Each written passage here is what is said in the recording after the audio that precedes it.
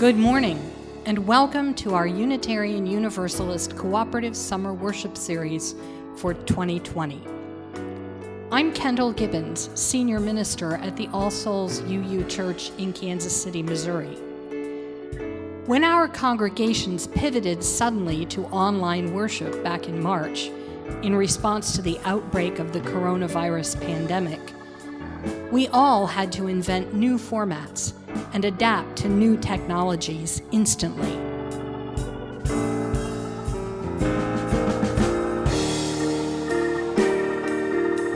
Many of our ministers and tech staff and volunteers rose to the occasion with great creativity and skill.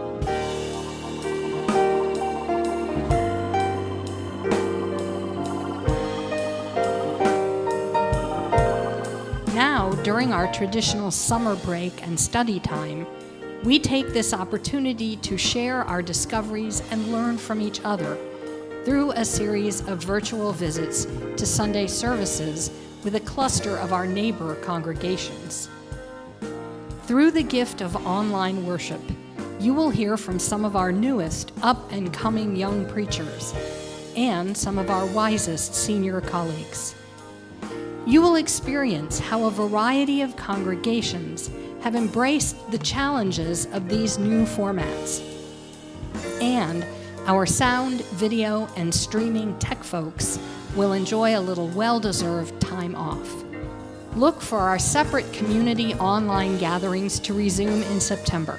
We hope that today's message will rouse your spirit and resonate with your soul.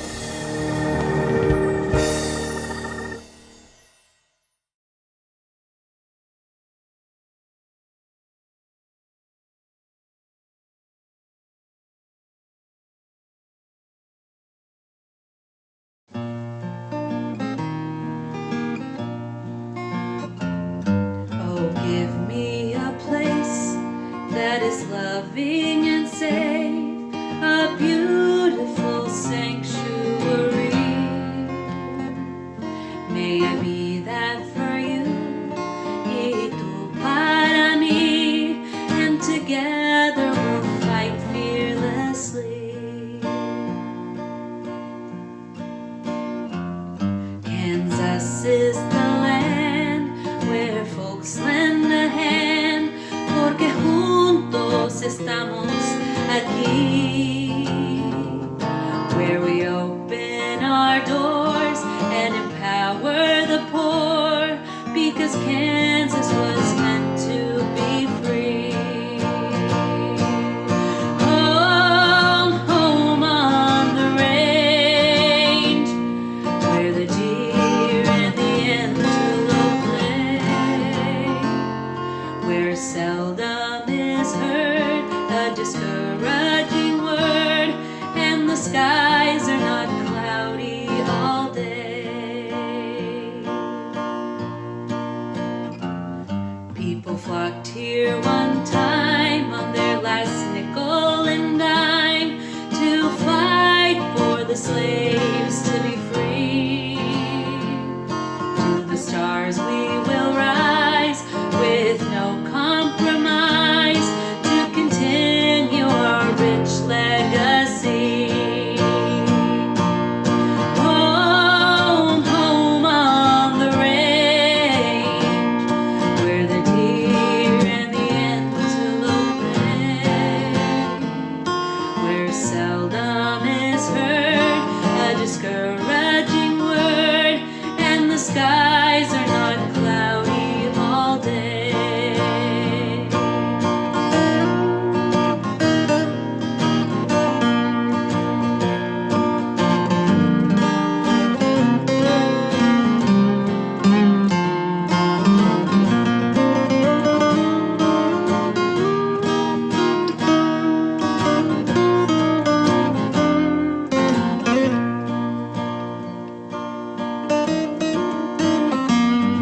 Where the people are kind, so pay hatred no mind, en la tierra de mi corazón. The heartland is vast, with a message that lasts, with noches viva la revolución.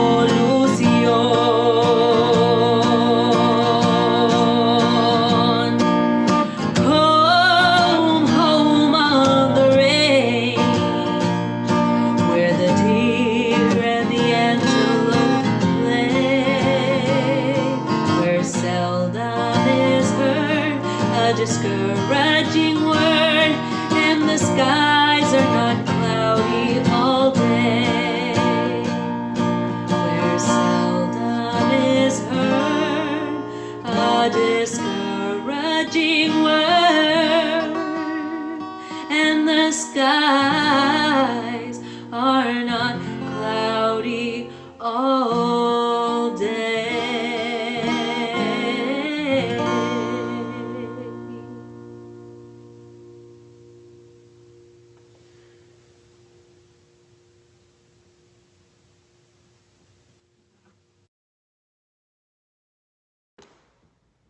Hi, I'm Reverend Sarah Ogelsby-Dunnegant, she, her, hers. I'm the outgoing minister at the Unitarian Universalist Fellowship of Topeka, where I served for 6 years, and I'm the incoming interim minister at High Street Unitarian Universalist Church in Macon, Georgia. Today's service features performances and original music from Ana Marcela Maldonado Morales, Laura Dungan, Oshara Misha, Renee Brown, and Janine Silsby. Shelby Fehrenbacher and Ashanti Spears join me as worship associates today, and John Dunnigan brings us the story of Guru Nanak. We're so glad to be sharing this service that features so many of our experiences in Kansas over the last 3 years, engaging protest as prayer. No matter what part of the country you live in or the struggles you and your community face, we hope that these words, music, and images will inspire you. One of the songs we sing says, "We are not afraid, we are not afraid, we will fight for liberation, 'cause we know why we were made." May you always remember and hear the call for liberation as a call home and a call to wholeness. Welcome to this Sunday service. Morning, my name is Shelby Fehrenbacher, and my pronouns are she, her, hers. I am a state coordinator for the Kansas Poor People's Campaign and a facilitator for Families Belong Together. I attend Washburn Law School, where I am the president of the Advocacy Council and a student representing member of the Equal Justice Works initiative. My activism work also includes pushing for Medicaid expansion in the state of Kansas and working towards police reform for more racially just Topeka. Within this activism work, protest is a major part of what I do in those roles. It's also really important to me as a mother who really wants to see a better, thriving world for my children, and as a future attorney who strives to fight against the corrupt parts of our system.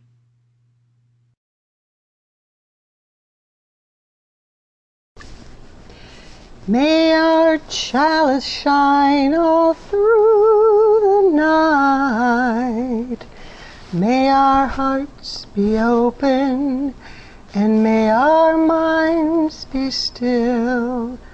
May our truth be spoken, and may our lives fulfill this promise of peace, this promise of peace, this promise of peace, this promise of peace.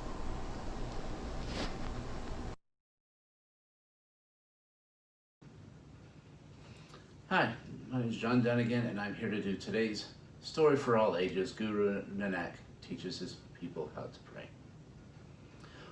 When I was a little boy growing up in the Catholic Church, every night I had the same routine. Get ready for bed, brush your teeth, and then come into the bedroom, kneel beside the bed, and do my nightly prayers, which we'd start with the Our Father first, and then we would do Hail Mary, and then there was a chance to pray for other things. And typically, being a little boy, those other things involved like praying for a new baseball glove or a new baseball bat, or even better, a new bicycle. How great would that be? But now that I'm not that little boy, I realize that that's not quite the intention of prayer. That's not what we should be praying for stuff. So this story is all about the right way to pray and the things maybe we should be praying for. And of course, this story starts as all good stories do. Once upon a time, a long time ago, but not in a galaxy far, far away. Different story. Guru Nanak was traveling the country teaching his people about a new way of being religious or being spiritual. You see, in this region, the Middle East region, at this time, you had Hindus and Muslims, but Guru Nanak kind of went beyond both of them and began a region that we now know today as the Sikh religion. This is about 550 years ago, so it's one of the younger of the major world religions. And Guru Nanak was traveling with people. One of his friends was a Hindu, and the other really good friend was a Muslim. And this was very strange for the time period because the two peoples did not get along. They did not like each other at all. Hindus did not like Muslims. Muslims did not like Hindus. In fact, it was during this time of travel, when Guru Nanak and his followers, including his two friends, entered this specific village. And the people said, well, Guru, we don't understand. This friend is a Muslim and this friend is a Hindu. So what are you? Are you a Hindu or are you a Muslim? And Guru Nanak answered the people by saying, you need to understand that there really are no Hindus and there really are no Muslims. And the people, not only were they confused by the answer, they didn't like that answer. He can't say there's no Muslims. And they went running off to the town mayor. And they, Mayor, you won't believe what this man is saying. He's saying there's no Muslims and there's no Hindus. What do you think about that? And the mayor wasn't happy. He said gruffly, well, he can say it every once about the Hindus, but he can't say there's no Muslims because that's who we are. That's our religion. That's who we are. That's what we do. Guards, go and find this man and bring him to me. And the guards all strode out and they said, we'll find him. We'll bring him to you. We'll make him answer for these things he said. And they went to the town center and they found Guru Nanak. And they were going to be all gruff and tough and they're going to force him to come with them. But when they saw the Guru and they saw how gentle he was with the people, they saw how respectful he was with the people, their attitude changed. Their attitude softened. They approached the Guru with the same respect and said, Guru, the town mayor would like to speak with you. Will you come with us? And Guru said, yes, you lead the way and I will follow you. And so the guards led him back to the town hall and back to the mayor. And when the Guru was in front of the mayor said, what is this nonsense you're saying about there being no Hindus and being no Muslims? I just don't understand any of this. But we Muslims are about to do our afternoon prayers. Will you pray with us? And Guru looked at the mayor and looked at the priest, the cleric who was there standing next to the mayor and said, yes, if you will lead the prayers, I will pray with you. And so the Muslims got out their prayer mats and they got down on their knees and they began their bowing and they began their chanting and their praying. And the Guru just stood there. Didn't seem to be praying at all. The mayor was noticing this as he was going through his prayers and was getting more and more upset as he just kept seeing the Guru just standing up, not praying and not seeming to do anything at all. So when the prayers were over, the mayor got up and he stomped back over to the Guru and says, you said you were going to pray with us and you didn't pray at all. You're supposed to be a spiritual person. You're supposed to be a man of your word.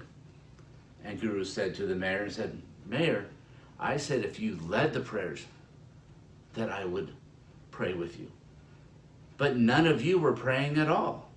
Well, if we weren't praying, what were we doing then? And Guru turned to the cleric and said, Cleric, you were thinking about that new baby foal that was born to you yesterday and was hoping that it wouldn't fall in the well and hurt itself. And the cleric said, he's right. That is what I was thinking that whole time. Then Guru Nanak turned to the mayor and said, Mayor, you were thinking about those horses that you were going to sell today, all the money you were going to make from that sale, and all the things you were going to buy with that money. And the mayor was kind of sheepish and said, yeah, that is what I was thinking about. So Guru, if we weren't really praying, how do you pray? And Guru Nanak said, remember these three things when you go to pray. Empty your mind. Pray from your heart, not from your mind.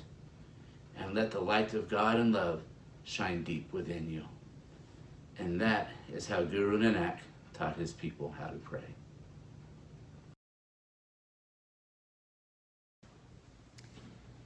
I invite you to take a moment to connect with your heart and body, to notice what is stirring in your heart and where in your body there are messages that you need to receive.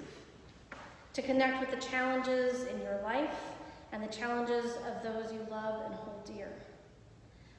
To connect with the challenges of your community and people beyond your community whom you may never know, only know about. To connect with the environment around you, the rest of the living, breathing, growing, and struggling ecosystems of which we are all a part. In the chat, feel free to share the names of people and places that you hold in your heart now, whether in celebration and joy or in suffering and challenge. Whether you're facing deep-seated fears or uncovering wells of courage and simply finding your heartbeat and reminding who you are called to be in this moment.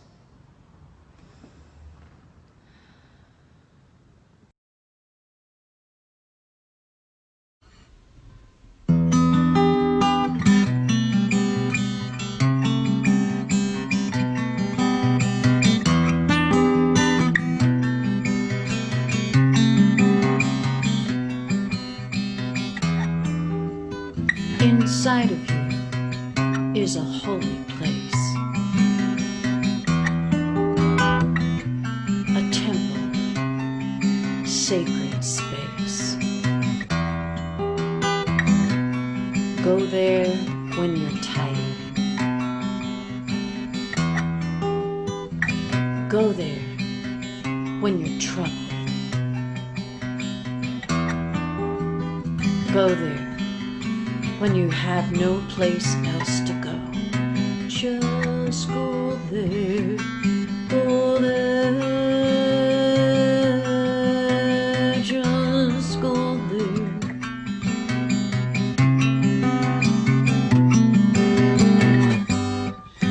Oh, heart, raise your tent up to the sky.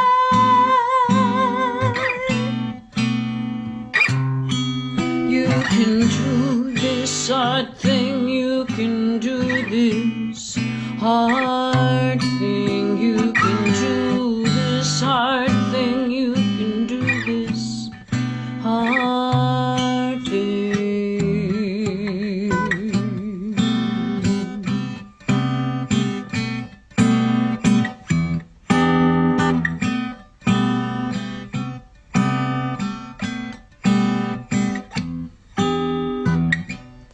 Outside of you is a holy place,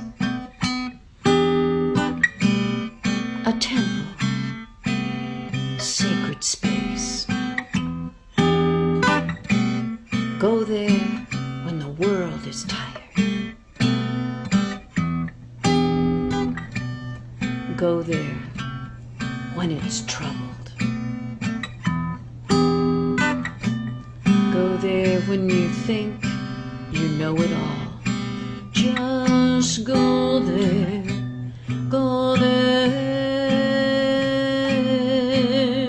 just go there.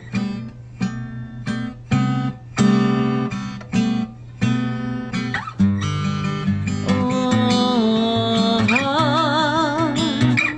raise your tent up to the sky. You can do this hard thing, you can do this hard thing, you can do this hard thing, you can do this hard thing, you can do this hard thing, you can do this hard thing.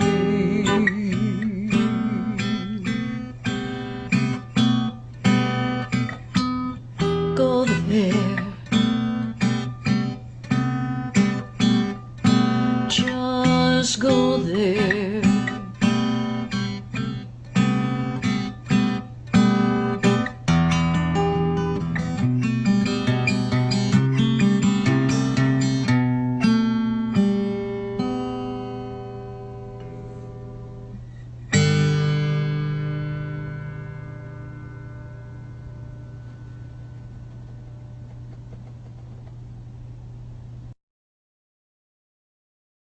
Seven of Pentacles by Marge Piercy. Under a sky the color of pea soup, she's looking at her work growing away there, actively, thickly, like grapevines or pole beans as things grow in the real world, slowly enough. If you tend them properly, if you mulch, if you water, if you provide birds that eat insects a home and winter food, if the sun shines and you pick off caterpillars, if the praying mantis comes and the ladybugs and the bees, then the plants flourish, but at their own internal clock. Connections are made slowly, sometimes they grow underground. You cannot tell always by looking what is happening. More than half the tree is spread out in the soil under your feet. Penetrate quietly as the earthworm that blows no trumpet. Fight persistently as the creeper that brings down the tree. Spread like the squash plant that overruns the garden. Gnaw in the dark and use the sun to make sugar. Weave real connections. Create real nodes, build real houses, live a life you can endure. Make love that is loving. Keep tangling and interweaving and taking more in. A thicket and bramble wilderness to the outside, but to us interconnected with rabbits, runs and burrows and layers. Live as if you liked yourself, and it may happen. Reach out, keep reaching out, keep bringing in. This is how we are going to live for a long time. Not always, for every gardener knows that after the digging, after the planting, after the long season of tending and growing, the harvest comes. Colony. You observe cans of littered Coors Light and hear rap music being blasted from Volkswagens and Subaru Outbacks to count the new white people in Mama's hood. It used to be great-grandmama's hood. When the empty house on the corner sheltered refugees of addiction, she dropped off blankets to some people that couldn't say their name into the darkness but led her to the light. In this hood, there are songs pressed into pavement where precious children play in the day and listen to the tune of high-powered rifles ripple through their windows at night. Machine gun fire sounds like low property values. Loose dogs look like cheap labor lives in these parts. Unmanicured lawns eagerly await new neighbors. Down the street, you will find the people folks always look for. The good Negroes. The quiet Negroes with grown children that never ever visit home. There's the man whose job it is to make sure the hood has enough people that want internet that the colonizers like. He gathers signatures on the block where your cousins and them got shot. There's the other man, surveying the lot that you live on, estimating the property value after demolition, hoping this home hasn't been lived in. A family for generations, choked by regressive tax policy, waiting for the next foreclosure, waiting for the next auction. You can count the white folks on the other side by no trespassing signs and Confederate States flag staffs. When you walk by a yard with a barking dog, they might ask if the dog is okay. Just saw you standing there and thought you might be messing with the dog behind the fence, no? Just on my phone, you say, as the man turns and walks off as if you said, thank you. Across the street from the gas station, a man might honk at you repeatedly, pull over, honk some more. He'll shriek while you keep a classical composure, knowing that you are not an object. You are walking away trying to get home. What's worse? A don't tread on me car tag or broken beer bottles in the church lot where the children play. It could be worse, great-grandmama used to say. Some people can't walk at all, be grateful. I bet that was inscribed on the bullet that bit a high school student. That next headline subtext might say, "Don't come around here, little boy. Come on, build a new colony, colonizers, and watch great-grandmamas deal with all of it, even if the mainstay of her resistance is securing a family and a house for generations."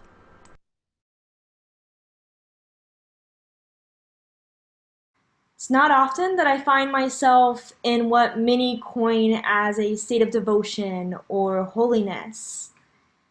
It's no secret that I stray far from the line of what many call the good Christian. I don't attend church every Sunday, and when I do attend, I go to the most unchurched UU fellowship in town. I don't bow my head to pray, and I often sit as far away from the pulpit as I can get. I don't volunteer to read passage, so you kind of get the point. My home life isn't much holier. Although I do have Torahs and Bibles, they mostly sit around collecting dust. I own a cross, but it's not hung up. I own a menorah and several chalices, but I couldn't tell you the last time that I used them. I've never taught my children to say their prayers before bedtime, mostly because I have never done that, and I don't thank God, Elohim, or the universe for the food that I eat daily. Though I'm not a devoted Christian or Jew, I am a devoted mother of 4. I respect all living things of our universe greatly, and I feel a sense of deep obligation to care for the least among us. My moral compass does not allow me to rest for social injustices of this world, and I have been known to put myself on the line for others time and time again. For me, my prayers come through protest. In the moment that I step up and put my body on the line, I come into my holiness. My devotion for all those who are affected by the atrocities of our world, for all of those who Jesus would have never left to beg for basic humanity, and who the Messiah would surely deem worthy of being saved. For all those who are part of me and you and all of us in the internet-connected web of the universe. For me, my prayer sounds a little bit like this. Baruch atah Adonai Eloheinu, dear God, universe, hear my prayer. As I place my body here in the line of danger, may it be enough. May we stand here together and feel the interconnectedness of our arms. May we be here because we believe in a better world, a world where we are all treated equitably. May this moment turn into a movement. May we bring progression. May we bring hope. May the oppressors see a new way. May our opposition see us as human. May we stay safe. May I return to the loving arms of my children tonight. And if I don't, may it not be in vain. Blessed be. Amen. Hear our prayer. We want health care. I do too. Lord, And hear our our governor prayer. has We taken want health care. $1.8 million away from mental health care. Somewhere Can you hold for a minute? there is If you could more quiet love. our Somewhere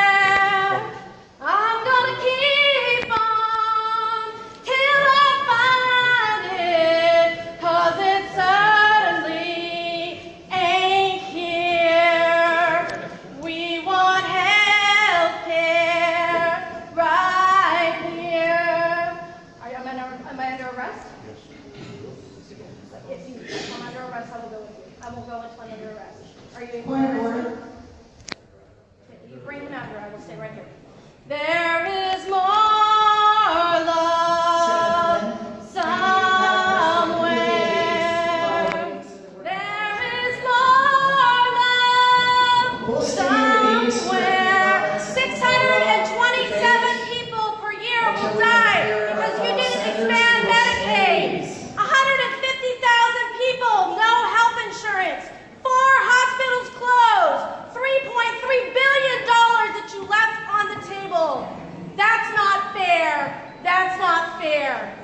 There is more love somewhere, and I'm going to keep on till I find it. There is health care somewhere. There is health care somewhere. I'm going to keep on till I find it. There is health care somewhere.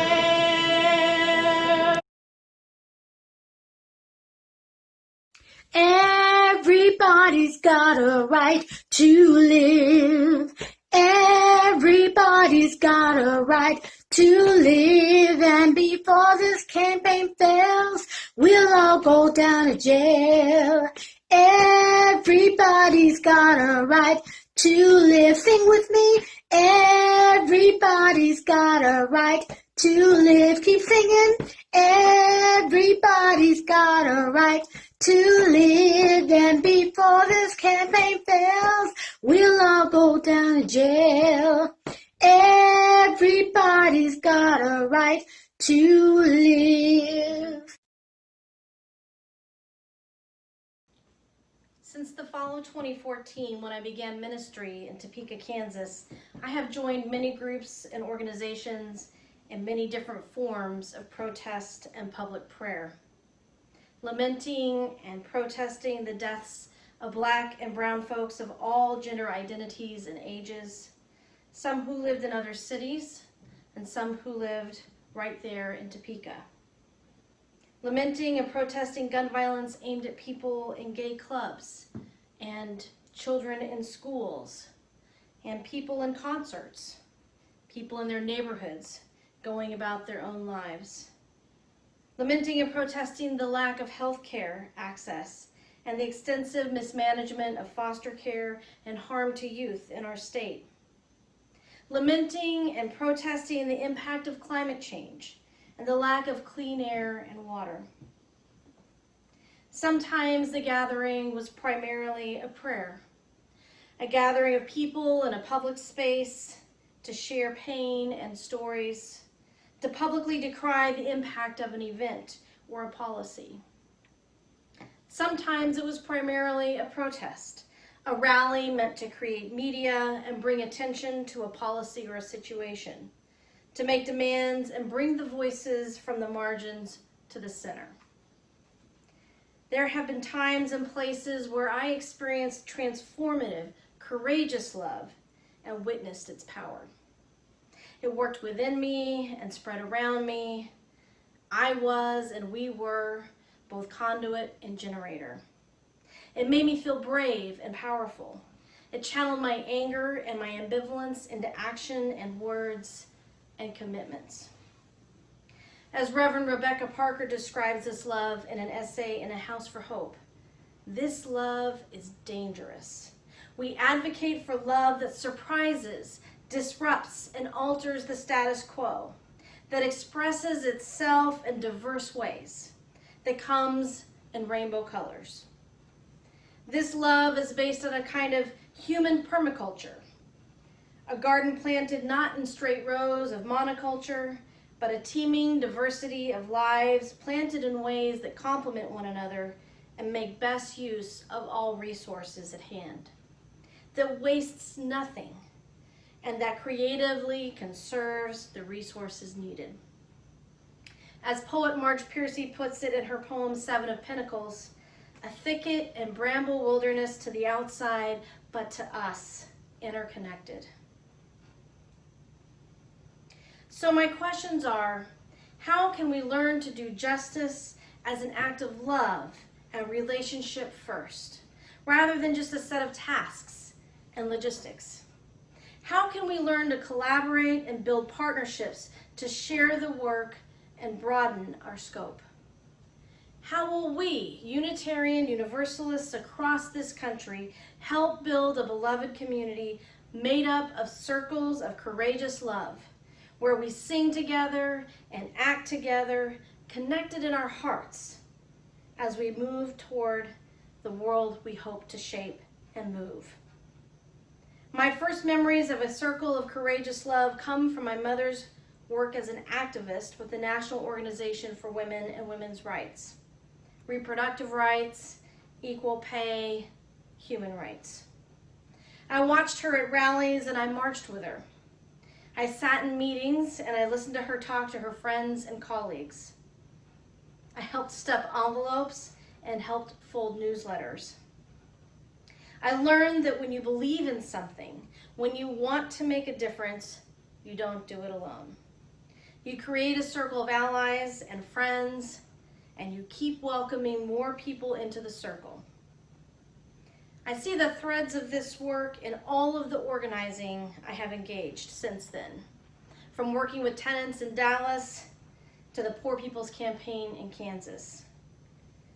Now we live stream our conversations and our protests, and we do political education online, and we meet via Zoom. Never solo. Forward together, not one step back.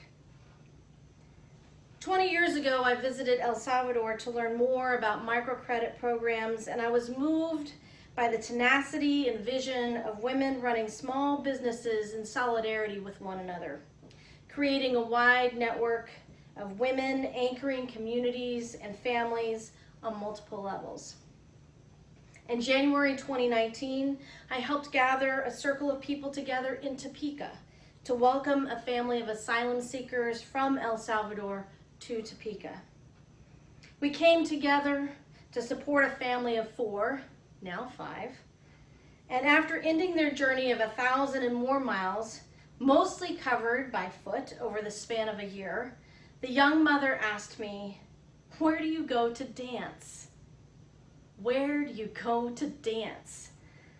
Through the stories about their journey with the caravan and thousands of others in Central America and their journey to escape violence and death threats in El Salvador, this family has taught me about persistence and endurance. And like the woman that I met 20 years ago in El Salvador, this family has taught me to be audacious and to never lose sight of opportunities for joy. Our circle in Topeka encouraged other congregations and communities to also sponsor families and welcome asylum seekers, and many others have engaged in this work. There's always a new chapter, a new opportunity around the corner, inviting us to reimagine what it is to be audacious. In college, I found another circle of courageous love working with a grassroots organization called Results that lobbied for funding of programs that address the worst aspects of hunger and poverty. We started a group at my UU congregation, and I fell in love with this organization because they were nonpartisan and they always sang songs together. They did this before they went to lobby in DC. Really. At their national conference, Results members gathered in a large room on the hill to sing things like, "Shower the people you love with love, show them the way that you feel." And then they would go lobby. They talked to representatives about programs like Head Start and WIC and UNICEF and microcredit programs. And I bet they were the only group that entered lobbying by singing first. They started from an assumption of relationship instead of animosity. And I found that singing together is also an act of courageous love, one that strengthens the circle. Many years later, I found that same courageous love in the work of the Poor People's Campaign, singing in the halls of political decision-making, and anchoring direct action with our shared voices. I moved from advocacy to organizing and protest because the voices that most needed to be heard weren't being heard. Because we needed to learn to follow those most impacted by the policies and programs we were seeking to change. We sang, "Somebody's hurting my people and it's gone on far too long." And we sang, "Went down to the rich man's house and I took back what he stole from me." As Reverend John Behrens puts it in his essay, The Welcome Table, it is about having the faith that we can together feed the many who are hungry, because just as Jesus is said to have fed 5,000 with 2 fishes and a few loaves of bread with plenty left over, we need to operate from an awareness of abundance, not a model of scarcity. In Marge Piercy's language of the garden, we are called to penetrate quietly as the earthworm that blows no trumpet, to spread like squash that overruns the garden, and to gnaw in the dark and use the sun to make sugar.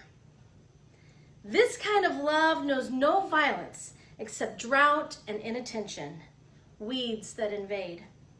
This kind of love requires presence and planning, but also relationship and diversity, plurality. Several years ago, in an interfaith prayer circle inside the Colorado Capitol, another circle of courageous love was forming surrounding young immigrant dreamers. A group of Unitarian Universalist lay leaders and ministers joined from faith leaders all across Denver.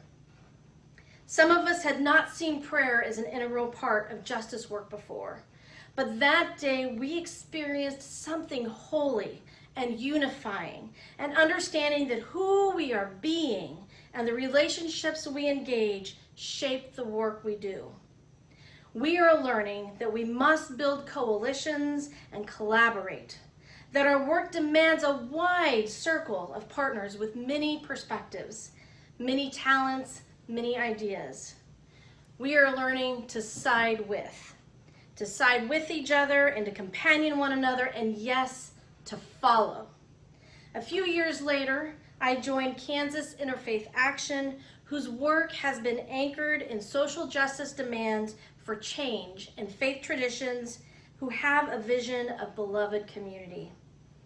This work has reclaimed the religious frame as larger than the political conservative brand of Christianity dominating our country. It has made room for Muslims and Jews and Buddhists and Unitarians and Christians who have rejected the version of Jesus that would justify deepening economic and racial divides. We have prayed from these many traditions and many spaces in our capital, including prayers that were also protests. Prayers that were interrupted the proceedings of a body unwilling to address the deep divides in healthcare, the needs of people underrepresented in the building, and its decision-making. As we've done this work together, we've deepened our connections to one another and learned that this is also integral to the work that we do. As activist and writer Bell Hooks so eloquently says to us, the struggle to end racism and the struggle to end sexism are naturally intertwined. To make them separate is to deny a basic truth of our existence. Indeed, Bell Hooks tells us that this struggle has significance only if it takes place within a feminist movement that has as its fundamental goal the liberation of all people. Reframing feminism and anti-racism as related issues, not separate, also helps us connect to other oppressed communities. This is why protest is a form of prayer. Protest in its many forms is how we remind ourselves that all of us have inherent worth and dignity, and that we have a responsibility to fight for salvation in this life, for all of us. It's how we recollect ourselves into the work of building beloved community and reconnect with the sacred power that is vibrant and life-giving. Protest is fundamentally contextual. We may act on our own, but we are never alone. We may protest for our own needs, but the needs we have are shared by so many others. For me, it's always about my vision for the future and for what community can look like and what it can be. For wholeness and healing and access to what humans need to be whole and healed. So it's always an expression of prayer for redemption, for change, for salvation in this life.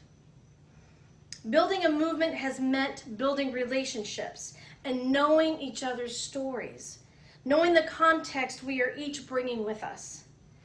Protest and prayer alike challenge us to see beyond the authority of systems and demand justice from a larger collective power.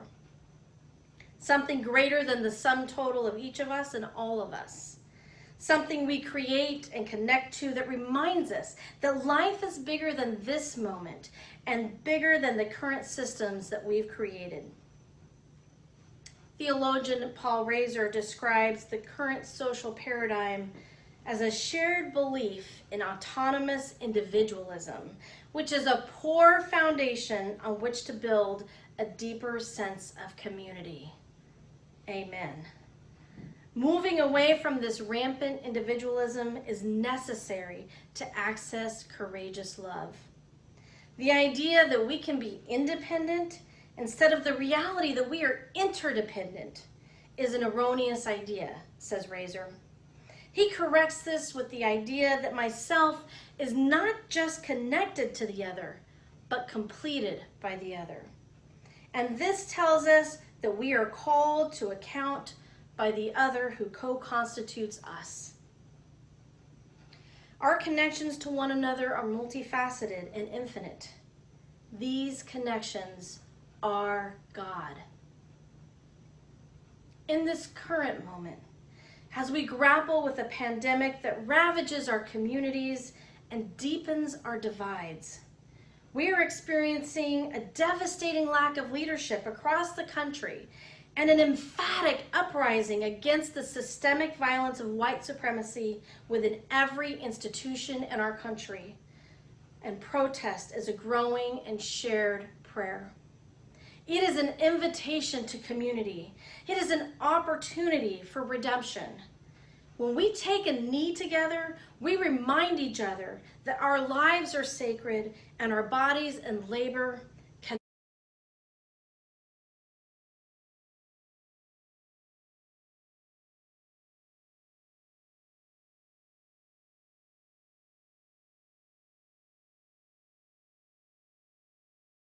cannot be used to control us. We must fight to create a country that understands reparations and learns from the past. Courage is not just about overcoming fear. Courage is about tapping into a life-affirming energy. For some people, that is God. For some of us, it's the collection of our efforts on behalf of one another and falling in love with life. Author and speaker Brene Brown talks about this essential quality that's needed to access deep connection, the ability to be vulnerable, to feel deeply and to engage all of what life brings to our doorsteps. Courageous love comes from a place of vulnerability and mystery, where we don't know how things will turn out and we can't avoid suffering. Brene Brown says that vulnerability is our most accurate measure of courage. We practice this when we sing, when we pray, when we hold hands, when we disagree, and when we protest. Vulnerability is essential to being open and willing. We are learning to be vulnerable together and to reframe strength. Protest is an act of courage that makes us both vulnerable and powerful. Prayer is also an act that makes us both vulnerable and powerful. When we see the two merge, we see each other and our circle of courageous love as a new kind of gardening, planting the seeds of change and tending to their growth. My hope for myself and for Unitarian Universalism, for our communities and our nation, is that we will create circles of courageous love, knowing these lessons of justice work. Don't do this work alone. Dare to be audacious. Strengthen the circle with song and prayer, and side with communities facing oppression. I hope these will be circles where we begin and end in song or prayer or meditation or quiet empathy or dancing or locking arms together and protecting one another. No matter what our task is, no matter what our disagreements, no matter how vulnerable we may feel in that moment, I hope that when the going gets tough, we will schedule a little extra time to sing, to share stories, a little extra time to breathe and reflect before we re-enter our shared work. And we will know that this is the work, because courageous love will transform the world. I hope you will begin to see us as a connected community of congregations that share history and values, that are engaged in similar work with each other. We need to be connected to each other and to other organizations and communities and to other leaders in each of our locations. But we also need to be engaged with each other across the country. There's so much more power and opportunity when congregations see themselves as working in concert rather than in isolation. This year, we face incredible crises in our communities. And we are invited to you the vote and to engage in many kinds of organizing and protesting and prayer. As Carter Hayward says, love, like truth and beauty, is concrete. It is not fundamentally a sweet feeling, not at heart a matter of sentiment or attachment or being drawn toward. Love is active, effective, a matter of making a reciprocal and mutually beneficial relation with one's friends and enemies. Love creates righteousness or justice here on earth. To make love is to make justice. What does courageous love look like in your life, in your congregation and your community, in the greater world? When have you felt deeply moved by love, not just anger, to act for justice and the salvation of humanity here and now? What would you be willing to do for love? Through courageous love, I am moved to honor a sacred interdependence. And I propose that it is this love which brings us into intentional community, despite our cultural individualism and our tendency towards atheistic independence. It allows us to see the shackles of white supremacy in every aspect of our lives. We recognize that we are called to act on behalf of the whole, on behalf of our own yearning for wholeness and healing. Ask yourselves, what is stopping us? What does love call you to do to heal, to transform in yourself and in this world that you were an integral part of? Take a look at your neighbors everywhere you go today and this week. How might you act in concert with one another for a better world for all of us? Piercy writes, live as if you liked yourself, and it may happen. Reach out, keep reaching out, keep bringing in. This is how we're going to live for a long time. Not always. For every gardener knows that after the digging, after the planting, after the long season of tending and growth, the harvest comes. Are you willing to enter this prayer of protest, these protests that are prayers? Blessed be. no justice, no peace. Hear them crying, I can't breathe. Say their names, say them loud. Black lives matter, black pain matters, black power is magic. And one day, we won't have to fight this war anymore. one day, We'll truly love each other, love our sisters and our brothers. such a long, long way to go, with such pain and such sorrow. White silence, white violence, hear the truth. No justice, no peace, hear them crying, I can't breathe. Say their names, say them loud. Black lives matter, black pain matters, black power is magic. And one day, we won't have to fight this war anymore. And one day, we'll truly love each other, love our sisters and our brothers. We could make a better world. We must make a better world. We will make a better world with justice and peace.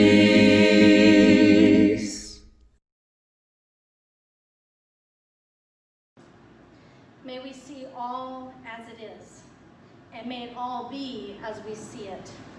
May we be the ones to make it as it should be. For if not us, who? If not now, when? This is the answering cry of justice with the work of peace.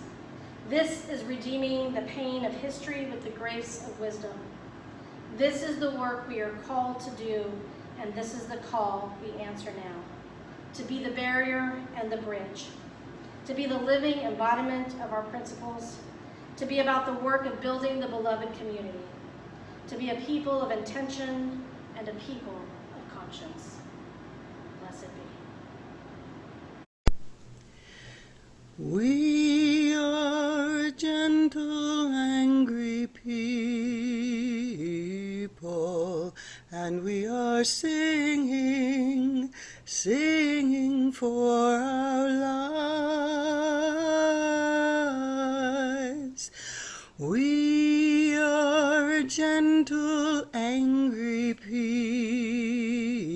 people, and we are singing, singing for our lives. We are justice-seeking people, and we are singing, singing for our lives. We are justice-seeking people, and we are singing, singing for our lives. We are young and old together, and we are singing, singing for our lives. We are young and old together, and we are singing, singing for our lives. We are a land of many colors, and we are singing, singing for our lives. We are a land of many colors, and we are singing, singing for our lives. We are gay and straight together, and we are singing, singing for our lives. We are gay and straight together, and we are singing, singing for our lives. We are gentle, loving people, and we are singing, singing for our lives.